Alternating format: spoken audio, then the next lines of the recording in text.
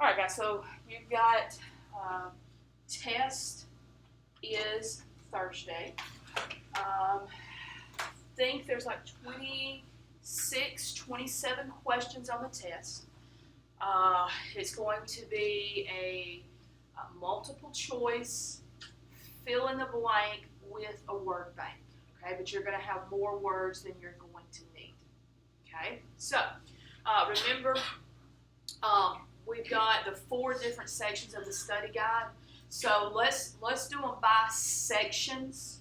Okay, so we've got the first section there that would have been on the causes, and we've got 1, 2, 3, 4, 5 questions there, and then we go down to the weapons, which will be 3 questions, and then we've got the Paris Peace Conference, which is I think 7 questions, and then we've got 4 on the Bolshevik Revolution. Okay, so let's come back up here to the start up here. We've got causes, and we've got 1, 2, 3, 4, 5 questions there. I will answer 3 of those. Okay? Yes, ma'am, Riley. The third one, why was Austria-Hungary concerned about Serbia's desire to become an independent state? That one? Okay.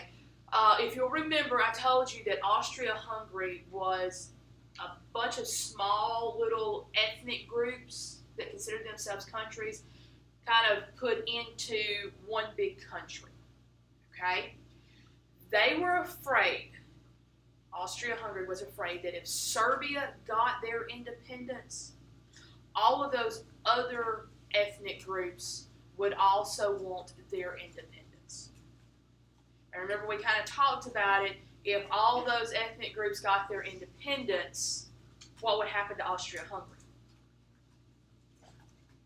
Would it even be a country anymore? It wouldn't. Okay? So that's why they were concerned. They were concerned that those other ethnic groups would want their independence. Okay? All right, so that's one question down. Hey, Zoe? Number 1. Why were tensions heightened among countries in Europe after 1900? It was simply because all the countries were preparing for war. So all militaries were getting bigger, they were getting new armies, they were getting new like tanks, ships, all those things, new weapons. So everybody was preparing for war, but saying we wasn't going to have war, but knowing that it's just around the corner. Okay? All right, so you've got one more question. Who's going to get it? All right, Nina. All right, the causes of World War I. This is a big one. Okay, so remember there are 8 of those, correct? Okay, so let's start we'll start with the first one. Some of these I may explain, some of them I may not. So your first one is that nationalism. And remember, this is just the idea of where you think that your country, your group is better than every other group. Okay. Second cause is going to be imperialism. And if you remember, guys, from that last unit that we did, we talked about that struggle for lands in Africa was a big issue because there were a lot of countries wanting one specific area, so they were fighting over it. Okay? So that was imperialism. Then you have the ethnic groups, and that kind of goes back to the question that was asked, the first questions that was asked. Those ethnic groups wanting their independence from those big countries. You have industrialization. Now, guys, remember, you have all these in your notes, okay? Industrialization is another cause. And remember, with industrialization, that's just going to lead to new ways, better ways of building weapons, ships, tanks, those things. Okay. Then you have militarism, which kind of goes back to that second question that was asked, where all the countries in Europe were preparing for war. They were drafting men to make their armies larger. They were developing new weapons. They were developing plans for how to conduct the war when it happened. The next one is alliances. Remember, at this time, all the countries in Europe had basically sided up and said, if this country gets in a war, we're going to help them. So remember, you've got your two sides, which is the triple entity and then the triple alliance. Triple entity becomes the Allied forces. The triple alliance becomes the Central Powers. Okay? And then you have socialism is another one. And remember I talked about the first day that every one of these was like a log on the fire, except the last one, it was a can of gasoline that made it explode. But if you were looking at the size of the logs, socialism was going to be your smaller log that you throw in there. It's not going to have as big of a cause getting the war started, but it's still one of those logs that throws on the fire. And then your last cause, the one that starts all events rolling, is going to be the assassination of Archduke Ferdinand. Okay. All right, so that leaves the last two questions, and actually the very last one you could get from what I just talked about with the causes of industrialization. Okay? All right, now let's go to the middle section here, and these are the weapons. So we've got 3 questions. Describe trench warfare. What did it cause? What was the difference between the Eastern fronts and the Western fronts? And why did both sides want more countries to join? You get 2 of those. So which 2 of those 3 do you want answered? Yes, Abby? The second one. The second one. What was the difference between the Western and Eastern fronts of the war? Okay. This should be in your notes somewhere. But if you'll remember, on the Western front, which is going to be in France, Germany area, that part of the war is going to be a stalemate, S-T-A-L-E-M-A-T-E, because of the trench warfare. The Eastern front, which is Russia, where that was fought, that war is going to be mobile. That's where you're going to have the tanks used properly. That's where you're going to have troops moving around. When you think of war, this would be more like what war would be like. Okay? Yes, ma'am, Jada. Why did both sides want more countries to join the war? Pretty simple. Nobody was winning. It was a stalemate. They needed fresh bodies. They needed fresh supplies, fresh ammunition, fresh everything. New ideas also, because when the United States came in, we had some ideas of how we could defeat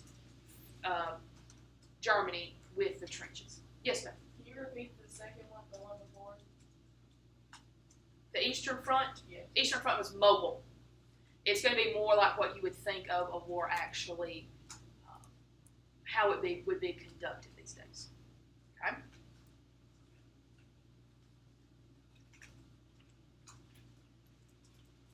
All right, so now let's go to the Paris Peace Conference.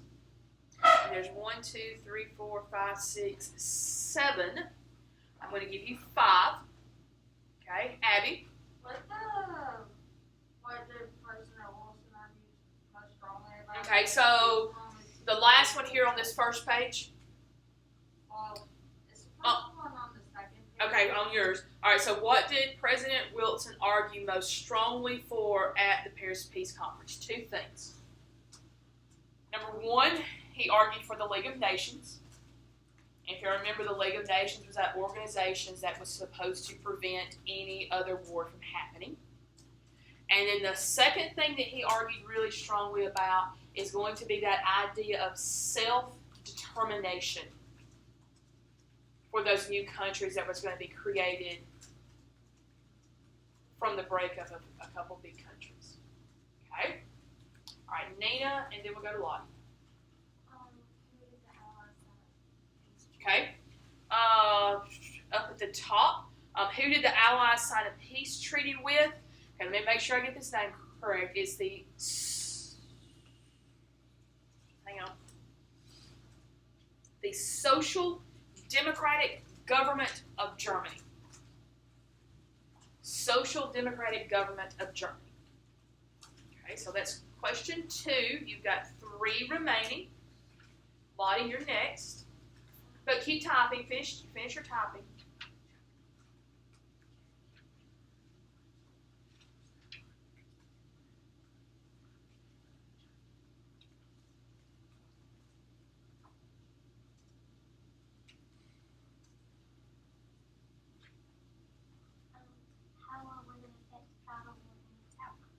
Okay, so that's going to be the second question in that. How were women affected by the war and its outcome? So let's just talk about this for a second, guys. If all the men in these countries, including the United States, Great Britain, France, Germany, Austria, Hungary, Russia, if all these men are being drafted, who is left to work in the country? Now, we're not drafting everybody. Okay, so in the United States, we draft from age 18 to 35. Okay, but that's a big chunk of our working society. Okay, so if they draft all of those people, who is left to work? Women, children, and old people. Older men. But who else? Women and children. Women. Okay, so how is women going to be affected by the war? So number 1, they're going to get to go to work outside the home, and it's going to be encouraged. Yes, women did work outside the home before this, but this is going to be a time where it's going to be encouraged, and women are actually going to do the jobs of men, where they're actually working in the factories, making these guns, making these tanks, making everything that it takes to fight a war. Okay? So that's how they were affected by the war. How were they affected by the outcome of the war? So let's think about this for a second, guys. You have all these hundreds of thousands of troops who have just been drafted, which means they have to leave their home, leave their job, and they go work for the government for a year, year and a half. Then they come home. What are they going to do now? Women get fired everywhere. Those men are going to go back to work. So what happens to the women? They lose their jobs. The women have to go back home. They lose their jobs at this point in time. Now, we're going to see this happen again when we get to World War II, except some of those women are going to be able to maintain their jobs after the war. Okay? All right, so that was question number 3 out of this group. You've got 2 more. All right, Zoe? What were the effects of Article 231 of the Treaty of Versailles? Okay, so that very last one there for this section, what were the effects of Article 231 of the Treaty of Versailles? This is where they held Germany responsible for the war. This is where they had to, like it was written down, they must pay reparations for the war. Could you repeat that? This is where they held Germany responsible for the war. All right, Abby. Wait, This is the last question, so make it count. I remember all of my questions, so it's number 11 on the one card thing. You're going to have to start reading. What were the United States, France, Britain known as? Yeah, I put the big 4 because wasn't that the leaders there, like including Italy? Italy's not part of that question. I don't know what it is. Does anybody want to help her out so that doesn't have to be your question? Or do y'all want that to be your question? Somebody help her out. I thought it was the big 4 too. How is it the big 4 when there's only 3 listed? That's what I was thinking, but I just didn't know. Okay, so let's process this for a second. Y'all are calling it the big 4, but I only have 3 listed. Oh. So they would be called? Wait, I'm glad the video cannot see my face right now. Okay, y'all are calling them the big 4, but I only have 3 listed. Oh. Triple alliance? What? The Triple Alliance. No. Entity. No. The big three. Yes, the big three. Yes. Yay. So is that considered a question or no? I'm not going to consider that a question because I think there's another one you need to ask before that one. So you got 2 left.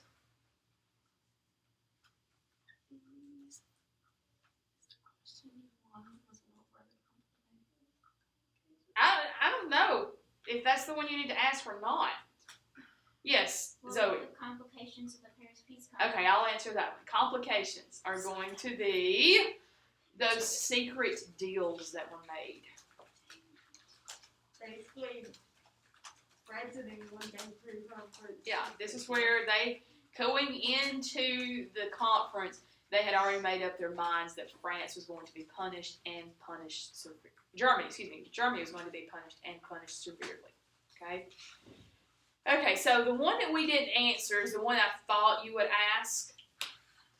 What was the result of the Treaty of Versailles? And then I put in parentheses, think land, countries disappearing. Did y'all get that one? Yeah, that don't. Wasn't that when like Germany like lost their land or France They lost had their to land? send- Somebody lost. Okay, land. so yes, Germany's going to have to lose some land that they had attained. But there are 2 countries that fought in World War I that when the war was over with, those countries did not exist anymore. Austria-Hungary. Austria-Hungary is one of those. And then what would be the other ones? You may know. I know, but I'm sure. We really didn't talk about it. It was in our notes, though. It's going to be the Ottoman Empire. So those countries didn't exist, but what they did was all those ethnic groups that was in Austria-Hungary, they became their own independent states. Same thing with the Ottoman Empire. They had those ethnic groups, so they're going to basically explode it and make smaller countries out of it. So you're going to get new countries in Eastern Europe, and you're going to get countries in the Middle East. Guys, this is where Turkey becomes a country. This is where Iraq, Iran becomes a country. Afghanistan, have we heard of those countries lately? Yeah, this is their starting, is right here at this agreement. Okay? All right, so now let's go to the last part, which is the Bolshevik Revolution. You've got 4 questions.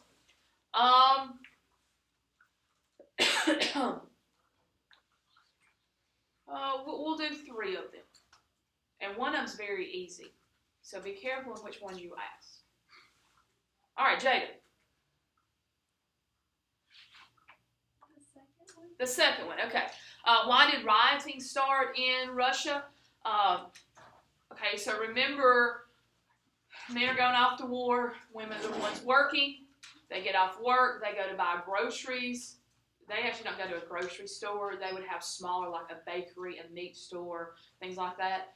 And when they get there, prices have gone up. They've skyrocketed. Mamas can't buy food for their kids, especially bread. So mamas ain't happy, so mama's gonna fix it. All right, Hope. Russia Civil War and why did it happen? Okay, Russia Civil War, why did it happen? Okay, so you're going to have 2 wars basically in one. The start of this is going to be the Bolshevik Revolution, where they come to power. Then you're going to have the Civil War. Civil War is where you have the Bolsheviks, being the Red Army, versus the Tsar and his army, which are called the White Forces. Hint that last question. Okay? Why did that start? It's because the people were afraid of the Bolsheviks. They were afraid that they could not meet their needs.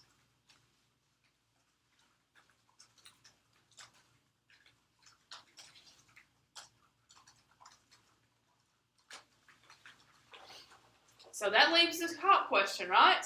Okay. If you were listening, that would have left the top question because I answered the bottom one a minute ago. All right, it says, Tsar Nicholas's abdication, what did it lead to? Okay, so abdication means this is where he steps down. Okay, so what is it going to lead to? Number one is going to lead to the Bolsheviks coming to power, which they bring with them a communist government.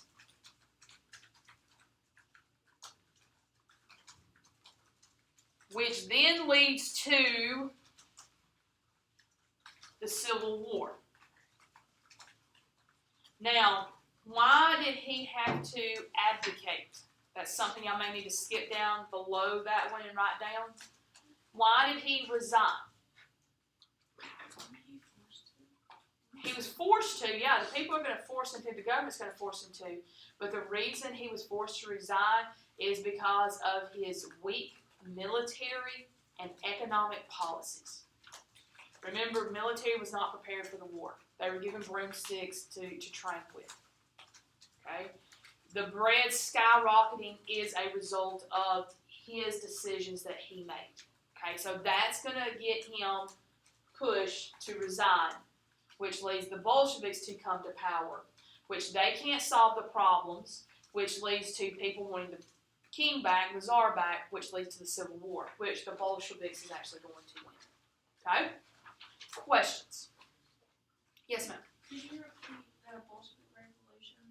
Wait, the Russian Civil War. Yes, that's where you have the Bolsheviks, Red Army, versus the Tsar's forces, the White Army. And the reason it happened was because the people did not trust the Bolsheviks to provide for them, to protect them, to give them what they need. Okay. So he was forced to resign because of the weak military and Economic. Okay, so, feels like we've been on World War I forever, since we should have ended this last 2 weeks ago, actually. So, there are some of you that's sitting in here, there's some of you that's listening on this video here that have not completed all of your assignments, okay? You've got, 10 minutes. That would be a really good time for you to go back and make sure that you've got every one of your assignments completed and turned in. Guys, you've got 3 weeks until the end of the 9 weeks. That's this week included, okay? 9 weeks ends on the 12th of March, okay? Some of you were in that situation of where you did not do very well last semester. So if you are in that case, you need to be making up that work, but you also got to stay on top of this work, okay?